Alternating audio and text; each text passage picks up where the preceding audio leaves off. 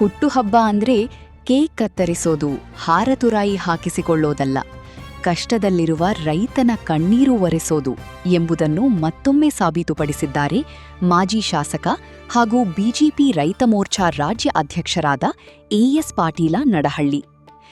ರಾಜ್ಯದಲ್ಲಿ ತೀವ್ರ ಬರಗಾಲದ ಛಾಯೆ ಆವರಿಸಿರುವ ಕಾರಣ ಈ ಬಾರಿ ತನ್ನ ಹುಟ್ಟುಹಬ್ಬವನ್ನು ಯಾವುದೇ ಅಬ್ಬರವಿಲ್ಲದೆ ಸರಳವಾಗಿ ಆಚರಿಸಿಕೊಳ್ಳುವಂತೆ ಅವರು ಮುಂಚಿತವಾಗಿ ಅಭಿಮಾನಿಗಳಿಗೆ ಕರೆಯನ್ನು ನೀಡಿದ್ದರು. ನಡಹಳ್ಳಿಯವರ ಮಾತಿಗೆ ತಲೆಬಾಗಿದ ಅಭಿಮಾನಿಗಳು ಮತ್ತು ಕಾರ್ಯಕರ್ತರು ಹುಟ್ಟುಹಬ್ಬದ ಸಂಭ್ರಮವನ್ನು ಸಮಾಜಮುಖಿ ಹಾಗೂ ರೈತಪರ ಕಾರ್ಯಗಳಿಗೆ ಮೀಸಲಿಡುವ ಮೂಲಕ ವಿಶೇಷವಾಗಿ ಆಚರಿಸಿದರು. ಮಾದರಿ ಹೆಜ್ಜೆ. ತಮ್ಮ 57ನೇ ಜನ್ಮದಿನದ ವಿಶೇಷ ಕೊಡುಗೆಯಾಗಿ ತಾಲೂಕಿನ 57 ಬಡ ರೈತರ ಖಾತೆಗೆ ಬೆಳೆ ವಿಮೆ, ಕ್ರಾಪ್ ಇನ್ಶೂರೆನ್ಸ್ ಹಣ ಪಾವತಿಸಿದ ಅರ್ಜಿ ವಿತರಿಸಿದರು ಹಾಗೂ ಯಲಗೂರ ಗೋಶಾಲೆಗೆ ಜಾನುವಾರುಗಳ ಮೇವು ಒದಗಿಸುವ ಮೂಲಕ ನಡಹಳ್ಳಿಯವರು ಅಕ್ಷರಶಃ ರೈತರ ಬಾಳಿನ ಆಸರೆಯಾಗಿದ್ದಾರೆ.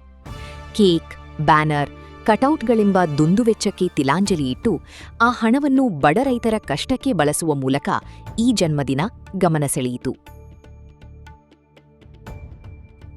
ದೇವತಾರ್ಚನೆ ಮತ್ತು ಹಸಿರು ಪ್ರೇಮ.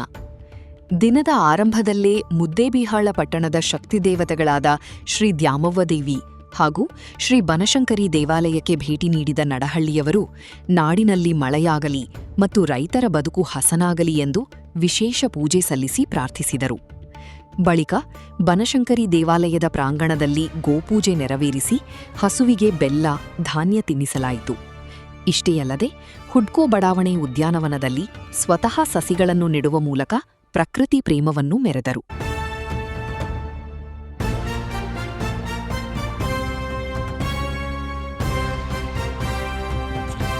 ಈ ದಿನ ನನ್ನ 57ನೇ ಹುಟ್ಟುಹಬ್ಬವನ್ನು ನನ್ನೆಲ್ಲ ಅಭಿಮಾನಿಗಳು ಮತ್ತು ನಮ್ಮ ಪಕ್ಷದ ಮುಖಂಡರು, ಕಾರ್ಯಕರ್ತರು ಅತ್ಯಂತ ಸರಳವಾಗಿ ವಿನೂತನ ರೀತಿಯಲ್ಲಿ ಆಚರಣೆ ಮಾಡ್ತಾ ಇರೋದಕ್ಕೆ ನನಗೆ ನಿಜವಾಗ್ಲೂ ಕೂಡ ಸಂತೋಷ ಆಗಿದೆ. ಕರ್ನಾಟಕದ ಶೇಕಡ 60% ಭೂಪ್ರದೇಶದಲ್ಲಿ ಇವತ್ತು ಬರಗಾಲ ಇದೆ. ಈ ಸಂದರ್ಭದಲ್ಲಿ ನಮ್ಮೆಲ್ಲ ಅಭಿಮಾನಿಗಳು ಯಲಗೂರೇಶ್ವರನ ಗೋಶಾಲೆಗೆ ಆ ಗೋಮಾತೆಗೆ ಹುಲ್ಲನ್ನು ದಾನವಾಗಿ ನೀಡೋದರ ಮುಖಾಂತರ, ಆ ಗೋಮಾತೆಯಲ್ಲಿ ಪ್ರಾರ್ಥನೆ ಮಾಡೋದರ ಮುಖಾಂತರ ನನ್ನ ಹುಟ್ಟುಹಬ್ಬವನ್ನು ಆಚರಣೆಯನ್ನು ಬೆಳಗ್ಗೆ ಇವತ್ತೇನು ಪ್ರಾರಂಭ ಮಾಡಿದ ನಮ್ಮೆಲ್ಲ ಅಭಿಮಾನಿಗಳ ಮುಖಂಡರು ಸೇರಿ 57 ಜನ ರೈತರಿಗೆ, ಬಡ ರೈತರಿಗೆ ಇನ್ಶೂರೆನ್ಸ್ ತುಂಬೋದ್ರ ಮುಖಾಂತರ ಅವರಿಗೆ ಸಹಾಯ ಮಾಡಬೇಕು ಅನ್ನೋ ತೀರ್ಮಾನ ಮಾಡಿ ಏನು ಮಾಡಿದ್ದಾರೆ. ಅದನ್ನು ನಾನು ನಮ್ಮ ಕಾರ್ಯಕರ್ತರಿಗೆ, ಮುಖಂಡರಿಗೆ, ನಮ್ಮ ಅಧ್ಯಕ್ಷರಿಗೆ ಅಭಿನಂದಿಸ್ತೇನೆ. ಈ ಸಂದರ್ಭದಲ್ಲಿ ಅವರು 5 ಜನ ರೈತರಿಗೆ ಆ ಇನ್ಶೂರೆನ್ಸ್ ಏನು ಮಾಡಿದ್ದಾರೆ, ಸಾಂಕೇತಿಕವಾಗಿ 57 ಜನಕ್ಕಂದ್ರೆ ಸ್ವಲ್ಪ ಕಷ್ಟ ಆಗ್ತದೆ, 5 ಜನಕ್ಕೆ ಸಾಂಕೇತಿಕವಾಗಿ ಇಲ್ಲಿ ಕೊಡುವಂಥ ವ್ಯವಸ್ಥೆ ಆಗ್ತದೆ. ಉಳಿದಂತೆ 57 ಜನ ಯಾರಿಗೆ ಕೊಟ್ಟಿದ್ದಾರೆ ಅಂತಕ್ಕಂಥ ಪಟ್ಟಿಯನ್ನು ಮಾಧ್ಯಮದ ಸ್ನೇಹಿತರಿಗೆ ನೀಡ್ತಾರೆ. ಭಾರತ್ ಮಾತಾ ಕಿ ಜೈ, ಗೋ ಮಾತಾ ಕಿ ಜೈ, ಬನಶಂಕರಿ ದೇವಿಗೆ ಜೈ, ರಾಜ್ಯದ ರೈತರಿಗೆ, ರಾಜ್ಯದ ರೈತರಿಗೆ, ರಾಜ್ಯದ ರೈತರಿಗೆ, ಮಳೆರಾಯನಿಗೆ, ಮಳೆರಾಯನಿಗೆ, ಮಳೆರಾಯನಿಗೆ. ಬನಶಂಕರಿ ದೇವಾಲಯದಲ್ಲಿ ಪೂಜೆ ಮುಗಿಸಿ ಮಾತನಾಡಿದ ಮಾಜಿ ಶಾಸಕ ನಡಹಳ್ಳಿ, ಬರ ಪರಿಸ್ಥಿತಿಯನ್ನು ನಿರ್ವಹಿಸುವಲ್ಲಿ ಸಂಪೂರ್ಣ ರಾಜ್ಯ ಸರ್ಕಾರ ವಿಫಲವಾಗಿದೆ ಎಂದರು. ಸದ್ಯ ತಾಲೂಕಿನ ರೈತರು ತೀವ್ರ ಆತಂಕದಲ್ಲಿದ್ದಾರೆ. ನಾವು ಯಾವತ್ತಿಗೂ ರೈತರ ಜೊತೆ ಇರುತ್ತೇವೆ. ಸರ್ಕಾರದ ಮೇಲೆ ನಿರಂತರ ಒತ್ತಡ ಹಾಕಿ ನಿಮ್ಮ ಹಕ್ಕಿಗಾಗಿ ಹೋರಾಡುತ್ತೇವೆ ಎಂದು ಭರವಸೆ ನೀಡಿದರು. ಕೂಡಲೇ ತಾಲೂಕಿನ ಎಲ್ಲಾ ಕೆರೆಗಳನ್ನು ತುಂಬಿಸಲು ಹಳ್ಳ, ಕೊಳ್ಳ ಹಾಗೂ ಕಾಲುವೆಗಳ ಮೂಲಕ ನೀರು ಹರಿಸಬೇಕು. ಮುಂಗಾರು ಕೈಕೊಟ್ಟಿರುವ ಹಿನ್ನೆಲೆಯಲ್ಲಿ ವಿಮಾ ಕಂಪನಿಗಳಿಂದ ಸಮರ್ಪಕ ಪರಿಹಾರ ಕೊಡಿಸಬೇಕು ಮತ್ತು ಮುಂದಿನ 1 ವರ್ಷದವರೆಗೆ ಜಾನುವಾರುಗಳಿಗೆ ಮೇವು ಹಾಗೂ ರೈತರಿಗೆ ಆರ್ಥಿಕ ನೆರವು ಒದಗಿಸಬೇಕು ಎಂದು ಆಗ್ರಹಿಸಿದರು. ಬರಗಾಲದಿಂದ ನಾಡಿ ತತ್ತರಿಸಿದ್ದರೂ ಆಡಳಿತ ಪಕ್ಷದ ಸಚಿವರು ಪ್ರವಾಸ ಮಾಡುತ್ತಿಲ್ಲ. ಮುಖ್ಯಮಂತ್ರಿಗಳು ದೆಹಲಿಯಲ್ಲಿ, ಉಳಿದ ಸಚಿವರು ಬೆಂಗಳೂರಿನಲ್ಲಿ ಕುಳಿತಿದ್ದಾರೆ. ಕನಿಷ್ಠ ನಿಮ್ಮ ಕ್ಷೇತ್ರಗಳಲ್ಲಾದರೂ ಪ್ರವಾಸ ಮಾಡಿ ರೈತರ ಮನೆ ಹಾಗೂ ಹೊಲಗಳಿಗೆ ಭೇಟಿ ನೀಡಿ ಸಮಸ್ಯೆ ಆಲಿಸಿ ಎಂದು ಟೀಕಿಸಿದರು. ಅತ್ಯಂತ ಸರಳವಾಗಿ ಆಚರಣೆ ಮಾಡಿರ್ತಕ್ಕಂಥದ್ದು ನನಗೆ ಬಹಳ ಸಂತೋಷ ಆಗಿದೆ. ಇಡೀ ರಾಜ್ಯದ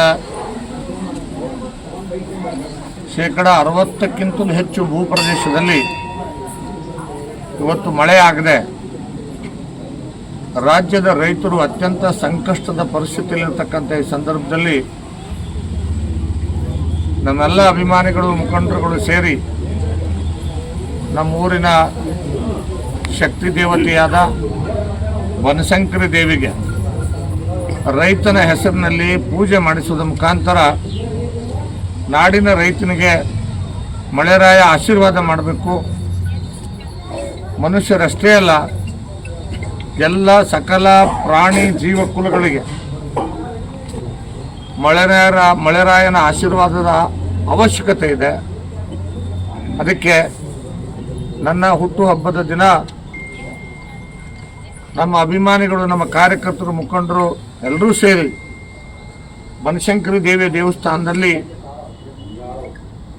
ರೈತರ ಹೆಸರಿನಲ್ಲಿ ವಿಶೇಷವಾದಂಥ ಪೂಜೆಯನ್ನು ಸಲ್ಲಿಕೆ ಮಾಡಿ ಗೋಮಾತೆಗೆ ಪೂಜೆ ಸಲ್ಲಿಸುವಂಥ ಏನು ಕಾರ್ಯಕ್ರಮವನ್ನು ಹಮ್ಮಿಕೊಂಡಿದ್ದಾರೆ ಅವ್ರಿಗೆಲ್ಲರಿಗೂ ಕೂಡ ಈ ಸಂದರ್ಭದಲ್ಲಿ ನಾನು ಹೃದಯಪೂರ್ವಕವಾಗಿ ಅಭಿನಂದನೆಗಳನ್ನು ಸಲ್ಲಿಸ್ತೇನೆ. ಮತ್ತು ಎರಡನೇದಾಗಿ ಈ ನಾಡಿನ ರೈತರ ಮೇಲೆ, ಪ್ರಾಣಿ ಪಶು ಸಂಕುಲದ ಮೇಲೆ ಭಗವಂತ ತಾಯಿ ಆಶೀರ್ವಾದ ಮಾಡಬೇಕು. ರೈತರು, ಅದರಲ್ಲೂ ವಿಶೇಷವಾಗಿ ನಮ್ಮ ತಾಲೂಕಿನ ರೈತರು, ನೀವ್ಯಾರೂ ಕೂಡ ಆತಂಕಗೊಳ್ಳಬೇಕಾದಂಥ ಅವಶ್ಯಕತೆ ಇಲ್ಲ. ನಾವೆಲ್ಲರೂ ನಿಮ್ಮ ಜೊತೆಗಿದ್ದೇವೆ. ಕಷ್ಟದ ಪರಿಸ್ಥಿತಿಯಲ್ಲಿರ್ತಕ್ಕಂಥ ರೈತರ ಕಷ್ಟಕ್ಕೆ ಖಂಡಿತವಾಗಲೂ ಕೂಡ ಪ್ರಾಮಾಣಿಕವಾಗಿ ಸ್ಪಂದಿಸುವಂಥ ಕೆಲಸವನ್ನು ಒಂದು ವಿರೋಧ ಪಕ್ಷದ ರಾಜ್ಯದ ರೈತ ಮೋರ್ಚಾದ ಅಧ್ಯಕ್ಷನಾಗಿ ನಾನು ಖಂಡಿತವಾಗಲೂ ಮಾಡ್ತೇನೆ. ಸರ್ಕಾರಗಳ ಮೇಲೆ ಒತ್ತಡಗಳನ್ನು ಹಾಕಿ ನಮ್ಮ ರೈತರ ಬದುಕಿಗೆ ತೊಂದರೆ ಆಗದಂಥ ರೀತಿಯಲ್ಲಿ ನಮ್ಮ ಜಾನುವಾರುಗಳಿಗೆ ಮೇವುಗಳನ್ನು ಒದಗಿಸುವುದರಲ್ಲಿ ಖಂಡಿತವಾಗಲೂ ನಾನು ಧ್ವನಿಯಾಗಿ ನಿಮ್ಮ ಪರವಾಗಿ ಕೆಲಸ ಮಾಡ್ತೇನೆ ಅಂತಕ್ಕಂಥ ಸಂಕಲ್ಪವನ್ನು ಈ ಸಂದರ್ಭದಲ್ಲಿ ನಾನು ಮಾಡ್ತಾ ಇದ್ದೇನೆ. ಅದರ ಜೊತೆಯಲ್ಲಿ ಇವತ್ತು ನಮ್ಮೆಲ್ಲ ತಾಲೂಕಿನ ಕೆರೆಗಳು ಸಂಪೂರ್ಣವಾಗಿ ತುಂಬಿಸುವಂಥ ಕೆಲಸವನ್ನು ಸರ್ಕಾರ ಮಾಡಬೇಕು ಅಂತೇಳಿ ನಾನು ಒತ್ತಾಯ ಮಾಡ್ತೇನೆ. ಅದಲ್ಲದೆ ನಮ್ಮ ಎಲ್ಲ ಹಳ್ಳ ಕೊಳ್ಳಗಳಿಗೆ ಕ್ಯಾನಲ್ ಮುಖಾಂತರ ನೀರು ಹರಿಸೋದಕ್ಕೆ ಅವಕಾಶ ಇದೆ. ಅದನ್ನು ಹಿಂದೆ ನಾನು ಶಾಸಕನಾಗಿದ್ದಾಗ ಕೂಡ ಮಾಡಿದ್ದೇನೆ. ಅದಕ್ಕೆ ನಾನು ಈ ಸಂದರ್ಭದಲ್ಲಿ ರಾಜಕೀಯವಾಗಿ ಹೆಚ್ಚು ಮಾತಾಡ್ದೇನೆ. ನಾನು ಸರ್ಕಾರಕ್ಕೆ ಮತ್ತು ಸ್ಥಳೀಯ ಶಾಸಕರಲ್ಲಿ ವಿನಂತಿ ಮಾಡ್ತೇನೆ, ಈ ಸಂದರ್ಭದಲ್ಲಿ ನೀವು ಹೆಚ್ಚು ಸಕ್ರಿಯವಾಗಿ ಕೆಲಸ ಮಾಡಬೇಕಾಗ್ತದೆ. ನಾವು ನಿಮ್ಮ ಜೊತೆ ಸಹಕಾರ ಕೊಡೋಕ್ಕೆ ತಯಾರಿದ್ದೀವಿ. ನಮ್ಮ ಎಲ್ಲ ರೈತರಿಗೆ ಬೆಳೆ ವಿಮೆ ಸಿಗುವಂಥ ವ್ಯವಸ್ಥೆಯನ್ನು ಮಾಡಬೇಕು. ಈ ಹಿಂದೆನೂ ಕೂಡ ತೊಗರಿ ಬೆಳೆಗೋಸ್ಕರ ಎಷ್ಟೋ ಹೋರಾಟಗಳನ್ನು ನಾವು ಮಾಡಿದರೂ ಕೂಡ ಈ ಹಿಂದೆನೂ ಕೂಡ ಸರ್ಕಾರ ಸರಿಯಾಗಿ ಸ್ಪಂದಿಸಲಿಲ್ಲ. ಈಗಲಾದರೂ ಕೂಡ ಸಂಪೂರ್ಣವಾಗಿ ಬರಗಾಲ ಬಂದಿರತಕ್ಕಂಥ ಮುಂಗಾರು ಬೆಳೆ ಹಾಳಾಗಿರ್ತಕ್ಕಂಥ ಸಂದರ್ಭದಲ್ಲಿ ಆ ರೈತರಿಗೆ ಪರಿಹಾರ ಬರ್ತಕ್ಕಂಥ ರೀತಿಯಲ್ಲಿ ಇನ್ಶೂರೆನ್ಸ್ ಕಂಪನಿಗಳಿಗೆ ಇನ್ಶೂರೆನ್ಸ್ ತುಂಬಿಸ್ಕೊಳ್ಳೋದಕ್ಕೆ ಏನು ರೈತರು ಹೋಗ್ತಾ ಇದ್ದಾರೆ, ಎಲ್ಲರಿಗೂ ಕೂಡ ದಯಮಾಡಿ ಇನ್ಶೂರೆನ್ಸ್ಗಳನ್ನು ತುಂಬಿಸಬೇಕು. ಇನ್ಶೂರೆನ್ಸ್ ಕಂಪನಿ ಮುಖಾಂತರ ಏನೋ ಅವರಿಗೆ ಇನ್ಶೂರೆನ್ಸ್ ಹಣನೂ ಕೊಡಬೇಕು. ಸರ್ಕಾರ ಪ್ರತಿಯೊಬ್ಬ ರೈತನ ಜೀವನೋಪಾಯಕ್ಕೆ ಕನಿಷ್ಠ ಒಬ್ಬ ಮನುಷ್ಯ ಜೀವನ ಮಾಡಬೇಕಂದ್ರೆ ತಿಂಗಳಿಗೆ ಒಂದು 10,000 to 20,000 ರೂಪಾಯಿ ಅಂತ ಬೇಕಾಗುತ್ತೆ ಒಂದು ಕುಟುಂಬಕ್ಕೆ. ಬೇಸಿಕ್ಕಾಗಿ ಮುಂದಿನ 1 ವರ್ಷ ಅವನ ಜೀವನ ಮಾಡೋದಕ್ಕೆ ಪ್ರತಿಯೊಬ್ಬ ರೈತನ ಕುಟುಂಬಕ್ಕೆ ಒಂದು ಸೂಕ್ತವಾದಂಥ ಜೀವನೋಪಾಯಕ್ಕೆ ಪರಿಹಾರ ಕೊಡ್ತಕ್ಕಂಥ ಕೆಲಸ ಸರ್ಕಾರದಿಂದ ಆಗಬೇಕಾಗ್ತದೆ. ಯಾವ ರೂಪದಲ್ಲಿ ಕೊಡಬೇಕು ಅಂತಕ್ಕಂಥದ್ದು ಸರ್ಕಾರ ತೀರ್ಮಾನ ಮಾಡಿ, ಜಾನುವಾರುಗಳಿಗೆ ಮೇವು ಕೊಡ್ತಕ್ಕಂಥದ್ದು ಇರ್ಬೋದು, ರೈತರ ಕುಟುಂಬ ಬದುಕೋದಕ್ಕೆ ಪರಿಹಾರ ಕೊಡ್ತಕ್ಕಂಥದ್ದು ಇರ್ಬೋದು. ಅವನಿಗೆ ಧಾನ್ಯದ ರೂಪದಲ್ಲಿ ಕೊಡ್ತಿರೋ ಅಥವಾ ಇನ್ಯಾವ ರೂಪದಲ್ಲಿ ಕೊಡ್ತೀರೋ ಗೊತ್ತಿಲ್ಲ. ಜಾನುವಾರುಗಳಿಗೆ ಮತ್ತು ರೈತನಿಗೆ ಮುಂದಿನ 1 ವರ್ಷ ಬರಗಾಲ ಇದ್ದರೆ, ಏನೇ ಬರಗಾಲ ಬಂದಿದೆ, ಇದು ಎಫೆಕ್ಟ್ ಮುಂದಿನ ವರ್ಷಕ್ಕೂ ರೈತನಿಗೆ ಏನು ನಾವು ಈ ಸಂದರ್ಭದಲ್ಲಿ ಕಷ್ಟಕ್ಕೆ ಆಗಬೇಕು. ಆಮೇಲೆ ರೈತನಿಗೆ ಕೊಟ್ಟಿರ್ತಕ್ಕಂಥ ಸಾಲವನ್ನು ಯಾರೂ ಕೂಡ ಒತ್ತಾಯ ಮಾಡ್ಬೋದು. ಸಾಲ ಕಟ್ಟಬೇಕು ಅಂತ ಅದು ಖಾಸಗಿ ಆಗಿ ಇರ್ಬೋದು, ಬ್ಯಾಂಕ್ ಮುಖಾಂತರ ಇರ್ಬೋದು. ರೈತರ ಬೇಡಿಕೆ ಇದೆ, ಸಂಪೂರ್ಣವಾದಂಥ ಸಾಲವನ್ನು ಮನ್ನಾ ಮಾಡಬೇಕು ಅಂತಕ್ಕಂಥದ್ದು ರೈತರ ಬೇಡಿಕೆ ಇದೆ. ಅದರ ಬಗ್ಗೆ ಕೂಡ ಸರ್ಕಾರ ಚಿಂತನೆ ಮಾಡಬೇಕು. ಕಷ್ಟದಲ್ಲಿದ್ದರೆ ರೈತ ಕುಟುಂಬಗಳು ಮಾತ್ರ ಕಷ್ಟದಲ್ಲಿರ್ತಾರೆ. ರೈತ ಭೂಮಿ ತಾಯಿನೂ ಕೂಡ ಮುಗಿಸ್ಕೊಂಡಿದ್ದಾನೆ, ಯಾಕಂದರೆ ಮಣ್ಣು ವಿಷಪೂರಿತವಾಗ್ತಾ ಇದೆ. ಇನ್ನೊಂದು ಕಡೆ ಮಳೆರಾಯ ಕೈ ಕೊಟ್ಟಿದ್ದಾನೆ. ಈ ಪರಿಸ್ಥಿತಿಯಲ್ಲಿ ರೈತ ಕಂಗಾಲಾಗಿದ್ದಾನೆ, ನೋವಿನಲ್ಲಿದ್ದಾನೆ. ಆ ಸಂದರ್ಭದಲ್ಲಿ ರೈತನಿಗೆ ಸ್ಪಂದಿಸಬೇಕಾಗಿರ್ತಕ್ಕಂಥದ್ದು ಒಂದು ಸರ್ಕಾರದ ಆದ್ಯ ಕರ್ತವ್ಯ. ಬರೀ ನೀವು ಬರಗಾಲ ಮೀಟಿಂಗ್ ಮಾಡಿದರೆ, ಘೋಷಣೆ ಮಾಡಿದರೆ ಆಗೋದಿಲ್ಲ. ಎಲ್ಲ ಮಂತ್ರಿಗಳು ಬರಬೇಕು, ಹಳ್ಳಿಗಳಿಗೆ ಹೋಗಲಿ. ಯಾವ ಆಡಳಿತ ಪಕ್ಷದ ಯಾವುದೇ ಒಬ್ಬ ಮಂತ್ರಿ ಕೂಡ ಇನ್ನೂವರೆಗೂ ಕೂಡ ಪ್ರವಾಸ ಪ್ರಾರಂಭ ಮಾಡಿಲ್ಲ. ಅವ್ರು ಇನ್ನೂ ಮಂತ್ರಿಮಂಡಲವನ್ನು ರಚನೆ ಮಾಡೋದ್ರಲ್ಲಿ ಬ್ಯುಸಿಯಾಗಿದ್ದಾರೆ. ಮುಖ್ಯಮಂತ್ರಿಗಳು ಬೆಂಗಳೂರಲ್ಲಿ ಕೂತ್ಕೊಂಡಿದ್ದಾರೆ, ನಾವು ಡೆಲ್ಲಿಲೇ ಹೋಗಿ ಕೂತಿದ್ದಾರೆ. ಅದಿರಲಿ, ರಾಜಕಾರಣ ನಿಮ್ಮ ಮಂತ್ರಿಮಂಡಲ ವಿಸ್ತರಣೆ ಅದೆಲ್ಲ ಮಾಡಿ. ಆದರೆ ಪ್ರತಿಯೊಬ್ಬ ಮಂತ್ರಿಗಳು ಬೆಂಗಳೂರಿನಲ್ಲಿ ಇರೋದ್ರ ಬದಲು ತಮ್ಮ ಉಸ್ತುವಾರಿ ಜಿಲ್ಲೆಗಳಲ್ಲಿ ಇಟ್ಕೊಂಡು ರೈತರ ಹೊಲಗಳಿಗೆ ಹೋಗಬೇಕು, ರೈತರ ಮನೆಗಳಿಗೆ ಹೋಗಬೇಕು, ಅಲ್ಲಿ ರೈತರ ಕಷ್ಟಕ್ಕೆ ಇಡಬೇಕು, ರೈತರಿಗೆ ಪೂರಕವಾಗಿ ಸಹಾಯ ಮಾಡ್ತಕ್ಕಂಥ ಯೋಜನೆಗಳನ್ನು ಸರ್ಕಾರ ಜಾರಿಗೆ ತರಬೇಕು ಅಂತೇಳಿ ಈ ಸಂದರ್ಭದಲ್ಲಿ ನಾನು ಆಗ್ರಹವನ್ನು ಮಾಡ್ತೇನೆ. ಮತ್ತು ರೈತನಿಗೆ ಜಯವಾಗಲಿ, ರೈತನ ಬದುಕು ಹಸನಾಗಲಿ ಅಂತಕ್ಕಂಥ ಘೋಷಣೆ ಒಂದಿಗೆ ನನ್ನ ಮಾತುಗಳನ್ನ ಮುಗಿಸ್ತಾರೆ. ಎಲ್ಲರಿಗೂ ಧನ್ಯವಾದ.